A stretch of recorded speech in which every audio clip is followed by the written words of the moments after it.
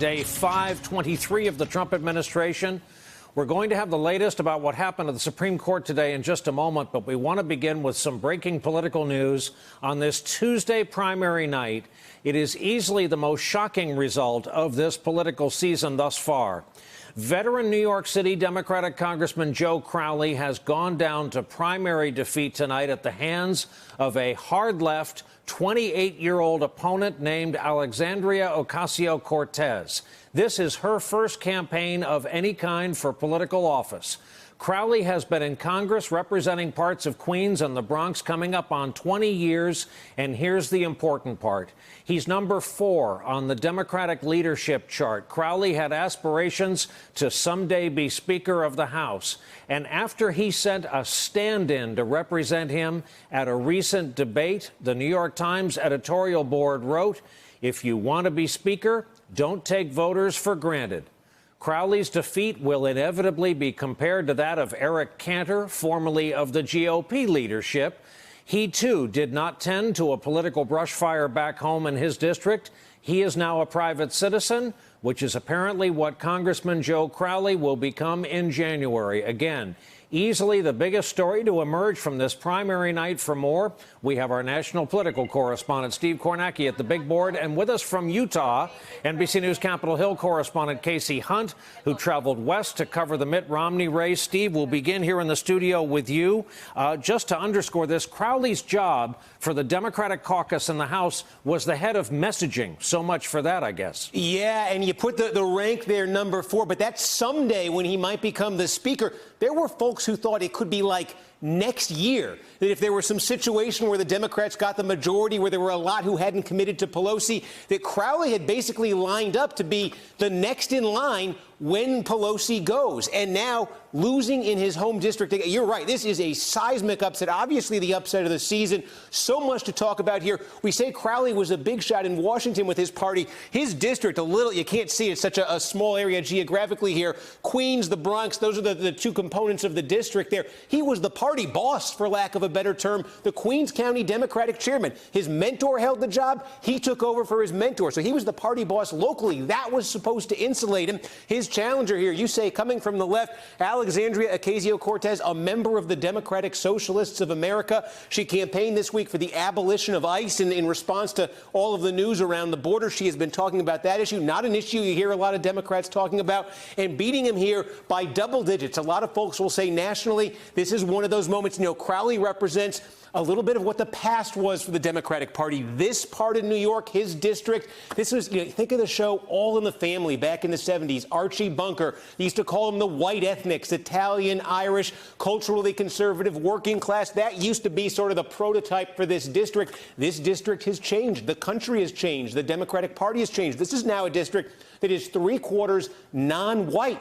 And there was a demographic change there. And Crowley kind of represented what it used to be. Ocasio-Cortez, what the district more and more becoming. And maybe the Democratic Party, too, Ryan. Steve, you're so right. This may be the most diverse piece of political real estate anywhere in the country, with the mixture of ethnic groups, again, in Queens and part of the Bronx. Steve, we'll be coming back to you. Let's go out to Utah and Casey Hunt, who's standing by.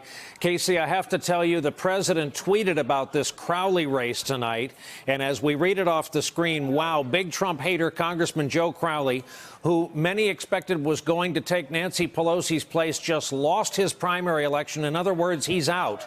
This is a big one that no one saw happening. Perhaps he should have been nicer and more respectful to his president.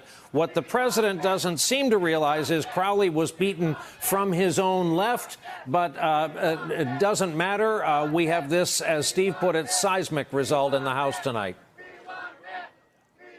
That's right, Brian. It is seismic. And yes, I do think that the president has diagnosed this problem incorrectly. This was a situation, quite frankly, a lot of things contributed to it, but it seems as though, and you read this off the top of the show, this is a case where, frankly, Joe Crowley was not paying enough attention to what was going on back home at a time when he was more focused on the National Democratic Party and what he was doing in Washington. And, Brian, I just cannot overstate what a seismic shift this is inside the House leadership. This is somebody who was incredibly close with Nancy Pelosi, widely seen as her likely successor in the event that she were to decide to step down. He's very well liked by his colleagues across the board. He's much younger than the current leadership in the House, although clearly a different generation from the woman who has beaten him tonight. She will actually be, if she's elected in the fall, the youngest woman ever elected to the House of Representatives at the age of 28. And this really is the kind of warning shot that we heard, for example, back in 2014, where Eric Cantor, the #2 Republican in the House, lost his seat to an upstart conservative who had the support of conservative media and conservative media figures. The same is true here for Alexandria Ocasio-Cortez. She had support from a lot of progressive publications that had been focused on and writing about her.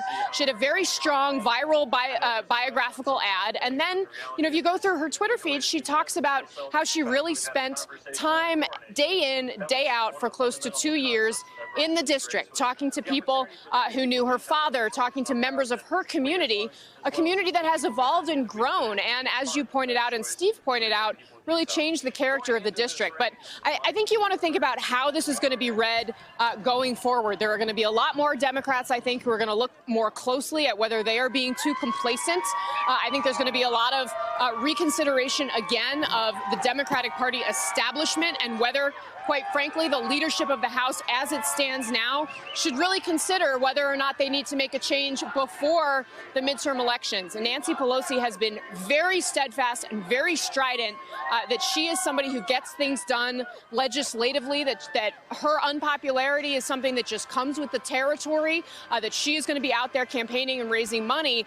I think this is going to cause a lot of people to raise their eyebrows and say, hey, maybe we need to read this message in a different way. Now, of course, the flip side of the argument is for the members who are in those 23 swing seats that Democrats will need if they actually want to take back the House of Representatives. And this message is not necessarily one that is going to make it easier for people in Midwestern states to win. This woman is a Democratic socialist who ran on a platform of abolishing ICE. That is music to progressives in urban areas' ears, not so much in some of these heartland areas, Brian. Our thanks to Casey Hunt. We should probably reference what's going on in Orem, Utah. That's what a 75%. Yes, I probably should. That's what a 75% Mitt Romney primary victory looks like behind Casey, who is there to cover that. And lo and behold, the political news broke out in New York tonight. So to Casey Hunt, to Steve Kornacki, our thanks. Steve, we'll be talking to you in just a few more minutes. Hey there, I'm Chris Hayes from MSNBC. Thanks for watching MSNBC on YouTube. If you want to keep up to date with the videos we're putting out, you can click subscribe just below me or click over on this list to see lots of other great videos.